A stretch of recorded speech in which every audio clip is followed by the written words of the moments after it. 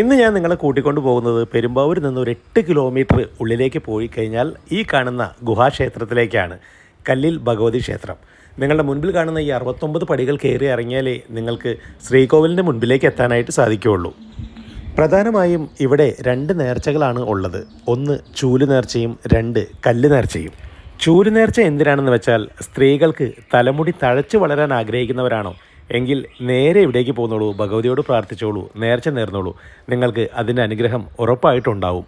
അതുപോലെ തന്നെ പുരുഷന്മാർക്ക് നിങ്ങളുടെ കുടുംബ പ്രശ്നങ്ങൾ ഉള്ളവരാണോ എങ്കിൽ തീർച്ചയായിട്ടും ഭഗവതിയോട് പ്രാർത്ഥിച്ചോളൂ, ചൂല് നേർച്ച നേർന്നോളൂ, നിങ്ങൾക്ക് അതിൻ്റെ അനുഗ്രഹം ഉണ്ടാവും.